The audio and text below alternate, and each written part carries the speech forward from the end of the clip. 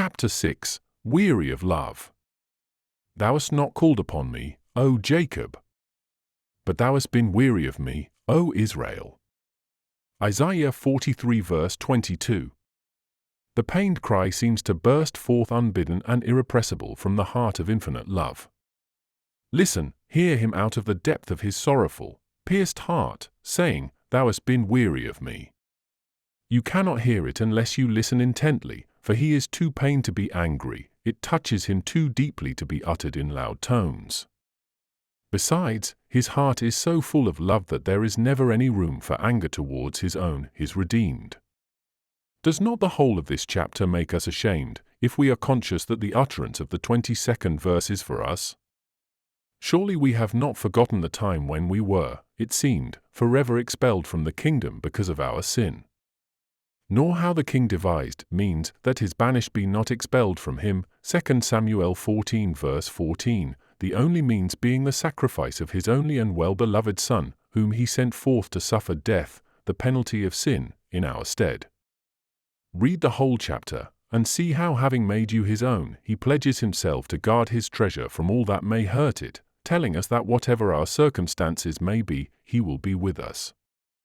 And have we not been cheered and strengthened again and again in many a difficulty, by the thought that he, the Almighty and all-loving One, is with us? He goes on to assure them that he will even work miracles for his own. I give waters in the wilderness, and rivers in the desert, to give drink to my people, my chosen, verse 20. Yet this cherished people cared not for him, were indeed weary of him. Who can fathom the anguish of that thought? Can you? Think, there is one whom you love above all others on earth, one on whom your whole affection seems concentrated. You delight in pouring gifts upon her, you do all in your power to shield her from harm, you would die for her, and more, you would be willing to be hated and despised of others for her sake. Judge of God's feelings by yours in such a case, if your love were not returned, if you were looked coldly upon by her, if you were ignored and forgotten of her, if you were obliged to say, Thou hast been weary of me. The Lord hath a controversy with his people, and he will plead with Israel. O my people, what have I done unto thee? And wherein have I wearied thee? Testify against me. For I brought thee up out of the land of Egypt, and redeemed thee out of the house of servants, Micah 6 verses 2-5. I will bring you into the wilderness, and there will I plead with you face to face, Ezekiel 20 verse 35. Love condescends to plead with the erring sinner. He reminds them of all he has done for them, and how all through he had nothing in his hand and heart but blessing for them, because the Lord thy God loved thee, Deuteronomy 23 verse 5. And we have been weary of him.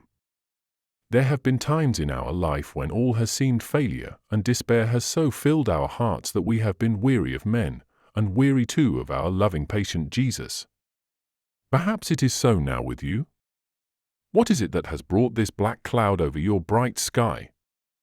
A little while ago your love for Jesus was so warm, you could do or suffer anything for his sake. And now you are weary of him. I have not caused thee to serve with an offering, nor weary thee with incense, but thou hast made me to serve with thy sins, thou hast wearied me with thine iniquities. Verse 23-24. Alas! Sin has come in, and you have permitted some other love to absorb you and draw you away from your Lord. It may be self-love.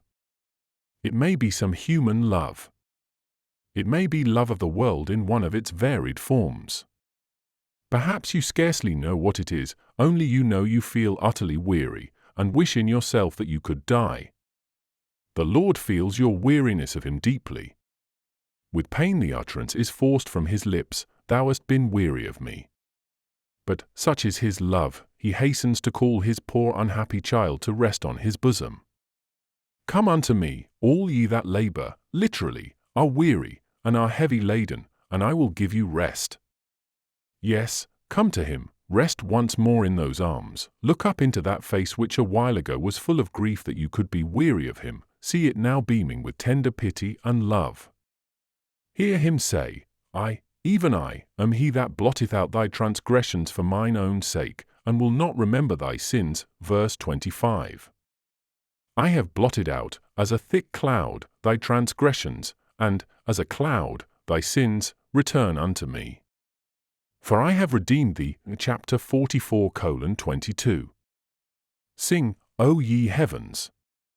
For the Lord hath done it. Verse 23.